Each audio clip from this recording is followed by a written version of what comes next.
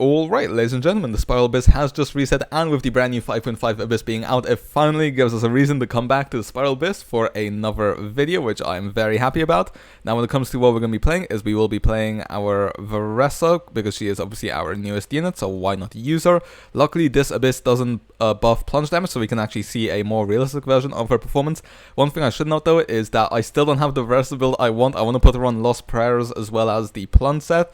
But unfortunately, we haven't been able to, because if you guys saw the one video where I spent 2,000 resin trying to build her, those two pieces I got on the plunge set are still the only ones I have, so this is what we're working with, but the rest of the character builds will be at the end of the video. Then for the second half, we're going to be going for Arlecchino, Bennett, Kazuha, as well as Citlali, because this guy over... Oh wait, if I go here, there we go, this guy has quite a bit of power resistance, so we want to use these two to shred as much as we can. Also, one thing I should note is that all units here are C0, R0, other than our Arlecchino, but to make up for that, we're going to be putting her on a R1 white tassel, because obviously this double Arlecchino means that we do have her C1, so this should reduce her damage a bit, and the interruption resistance should be nullified by the fact that we're playing a shielder. So yeah, that being said, let's just hop right into it. But real quick, if you want to get primo gems for cheaper, then I have the perfect thing for you, and that's today's sponsor, lootbar.gg. You can use lootbar to top up in games like Genshin Impact or Honkai Star Rail and save up to 23%, which now applies to Xbox and PS5 as well. Lootbar leverages favorable exchange rates and uses Hoya versus partner routes, so you can get the most affordable prices and still enjoy the top-up bonuses you would in-game. Transactions on Lootbar are safe, simple, and secure, as you only need to enter your UID and your region, and you will get fast delivery. I decided I'm going to buy one of my friends the Welkin Moon as a little gift, so I just go here, copy and paste their UID, and then just have to enter their region, and then I just press top up now, and I received my purchase in literally less than 10 seconds. Creators like Ride and Shotgun, Tevat Times, and Mordex Tryhard are also collaborating with Lootbar, so they are trustworthy, and they also have thousands of positive reviews on Trustpilot.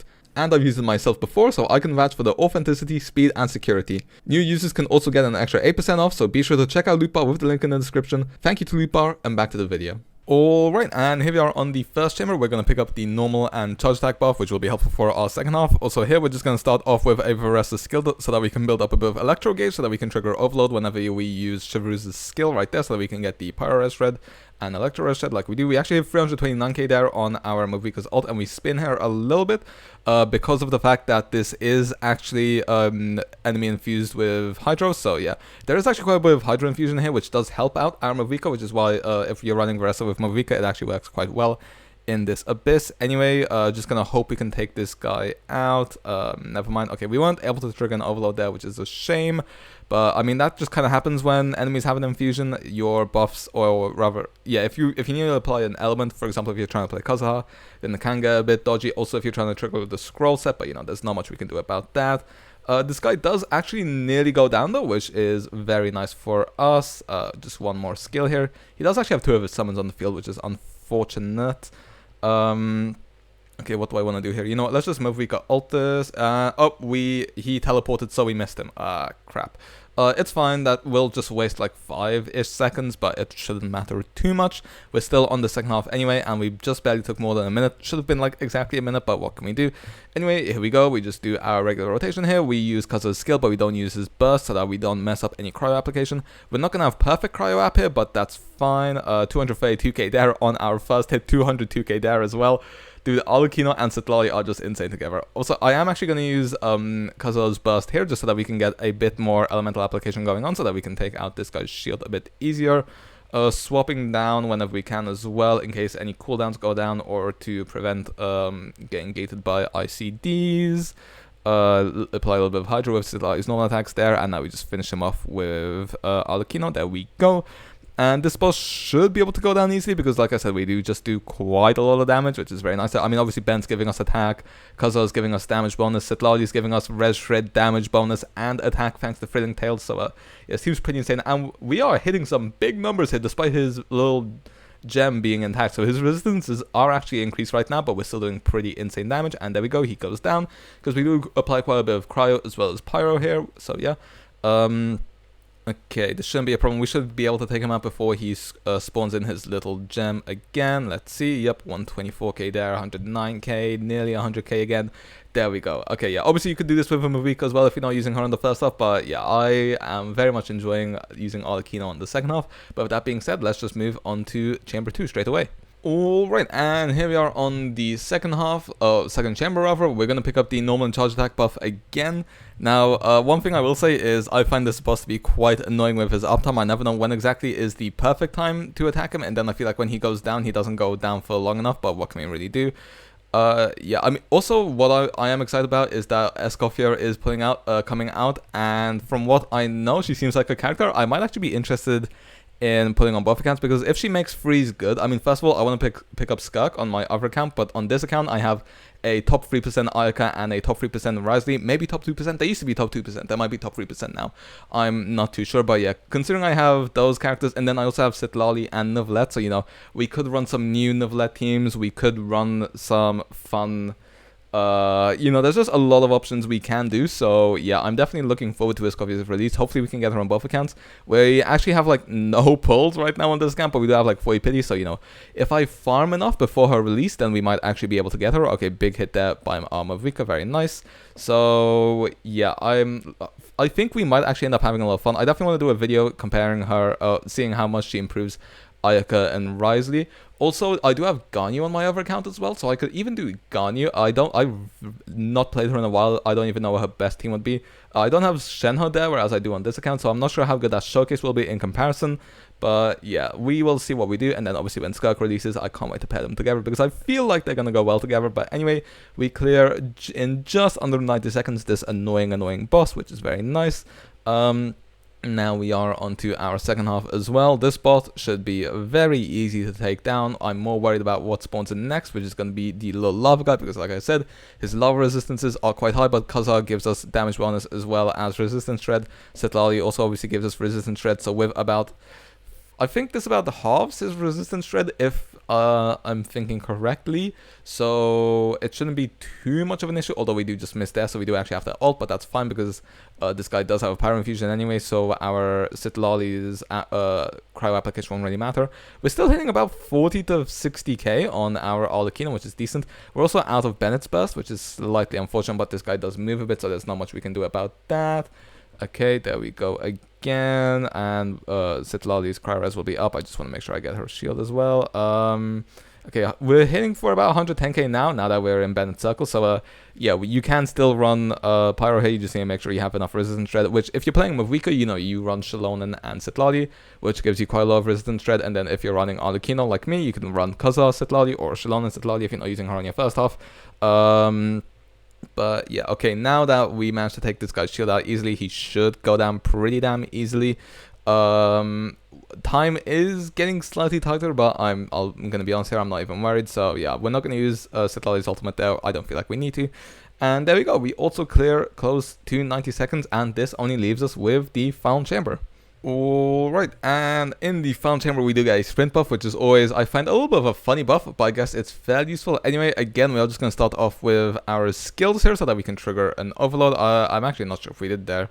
Oh well, what can we do? Hopefully we can get Mavuika's ultimate. There we go, perfect. 250k, and these guys are basically dead. Now we can switch back into our Varesa. Her skills should be refreshed now as well after we use them.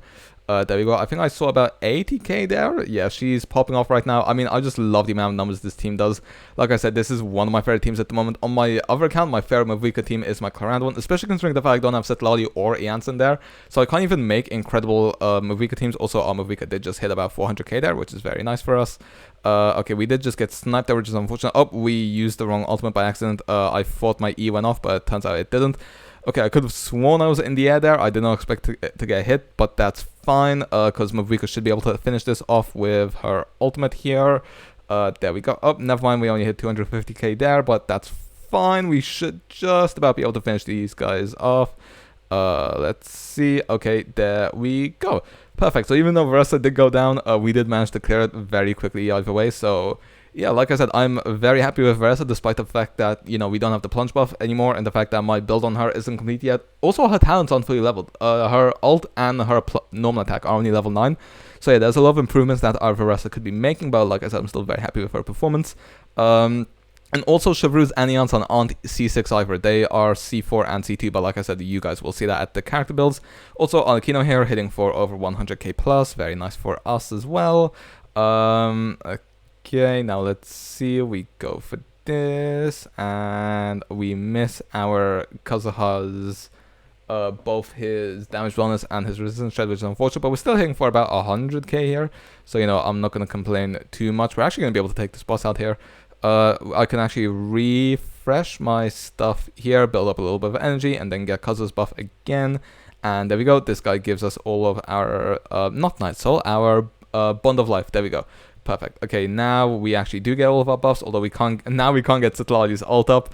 Yeah, our Citlali's energy is more built for Natlan teams rather than a solo Arlecchino team, so we do miss out on her ult sometimes, but it ends up not being the biggest problem in the end. We should still be able to clear this guy, if I'm being entirely honest. I mean, the fact that, to be fair, do we even need cryo application when we get so much attack from Bennett? Like I said, damage bonus and red shred from Kazuha, damage bonus, red shred, and attack thanks to Fitting Tails on Citlali. I mean, yeah, this team is just absolutely insane. I love it very much. It's also quite, like I said, because of Kazuha, it is quite good in AoE as well. But there we go. That's the third and final chamber done. Pretty damn easy. I don't think the Spiral Abyss was too hard.